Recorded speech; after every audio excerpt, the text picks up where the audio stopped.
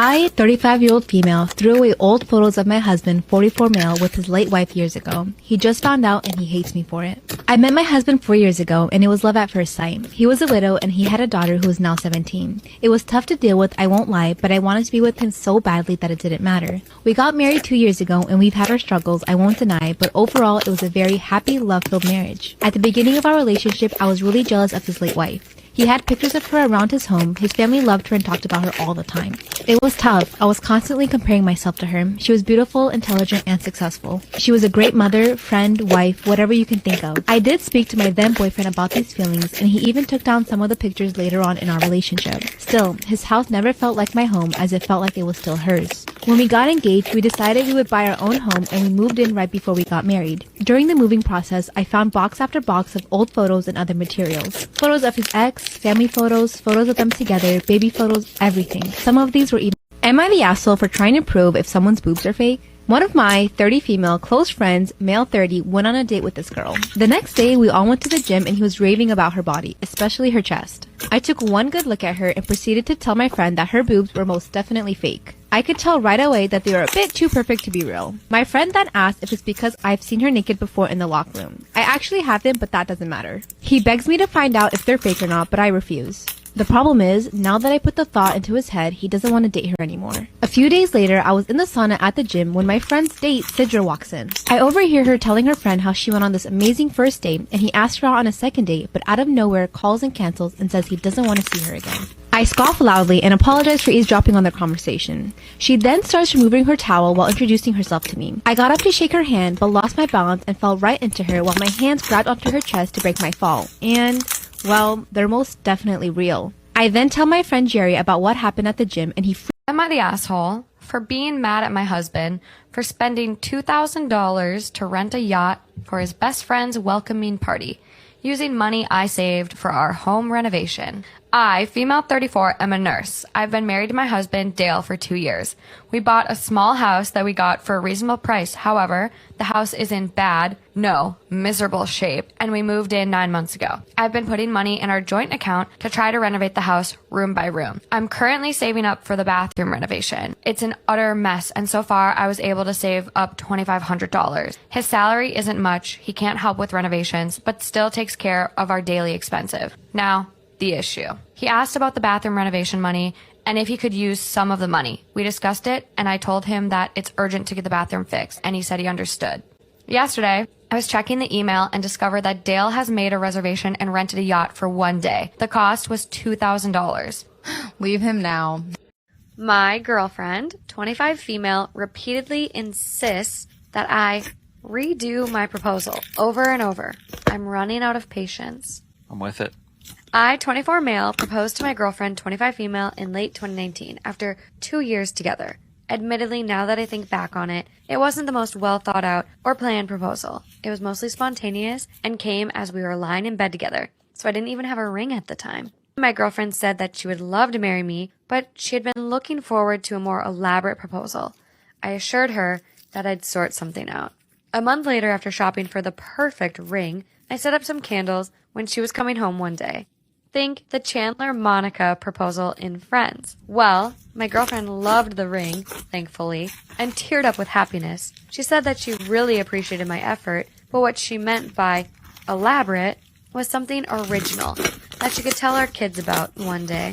She mentioned the name of one of her friends. Am I the asshole for not wanting to have kids? When I was 24, I had a baby with Liz. We trucked along for 5 years and then we got divorced. The kid, Jane, was very upset by the whole thing. I never really wanted kids and Jane was a mistake. I realized after we had her exactly how child-free I wanted to be. At first, we basically had 50-50 custody while we got it formally figured out. We just worked around our schedules, and while we both worked, she spent time with her grandparents. The problem arose when I realized I was dreading having her over. A lot of the time, we did 10 days each, and I had the time of my life on my 10 days off, and I hated having her with me. She was fine before, but now was showing some really shitty behavior to me specifically. Nothing major, but she was really well behaved before. The divorce was finally about to go through, and our legal obligations toward Jane's decided. I told my lawyer that I wanted no custody, full stop, but would pay full and maximum child support instead. My ex Liz and my parents were not happy about this, but I told them I was moving across the country to a city and this was the only way. It's now 10 years later and I'm exceptionally happy and I'm now married again and my wife doesn't want kids either. Am I the asshole for not having my stepdaughter in the family photo? I, 32 female, and my husband Jack, 36 male, have 3 kids together. Lydia, 5, Carol, 2, Solomon, 8. Jack has an Ephraim, 8 female from a different marriage. It's our last week of summer before the kids start school, so we decided to rent a lovely little beach cottage for the week. It's a common theme in my family to take Christmas card photos while on vacation, so naturally I wanted to take the photos while we were away. Here's a problem. Jack is white, but Ephraim's mom is black, and she turned out looking very much like her. I don't care what race she is, but my parents, however, are pretty racist. I have limited contact with them for several reasons, so they've never met Ephraim, but we're on Christmas card terms. I don't want to send them a card that Ephraim is on because they will make a fuss about the certain word with the hard R child.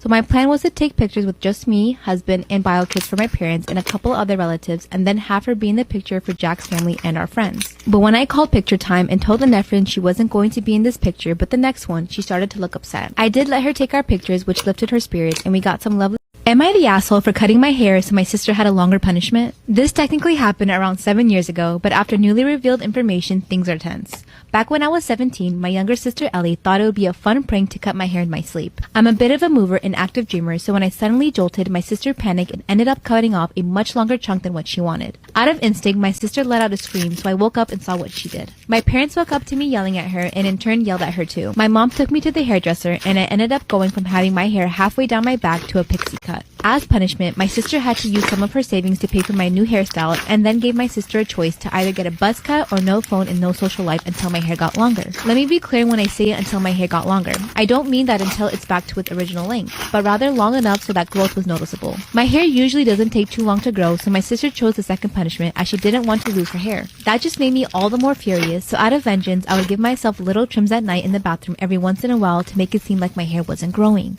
Eventually, my sister got tired. Am I the asshole for demanding my fiance and his mom pay for a new wedding dress?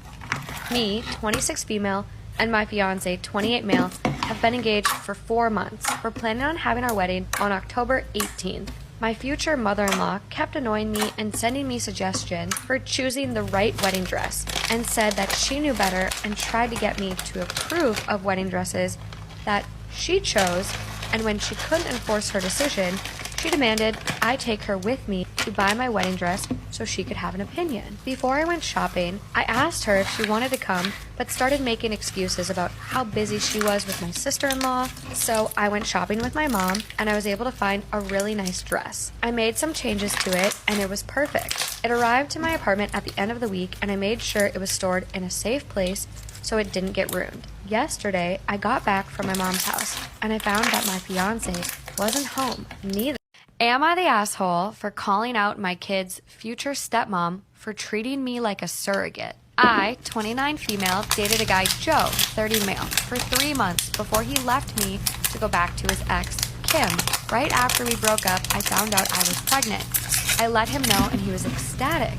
Turns out his girlfriend had fertility issues and would likely never be able to get pregnant naturally, and he has always wanted to be a father. Joe was only allowed at the initial appointment because of COVID, and we found out I was having twins. According to Joe, when he told Kim, she had a mental breakdown about infertility and wanted to talk to me. I met them at their house, and Kim stated that she wanted to be involved in my pregnancy because she would eventually be the children's stepmother.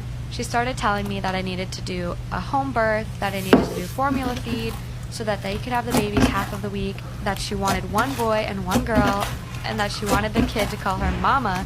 Oh my god.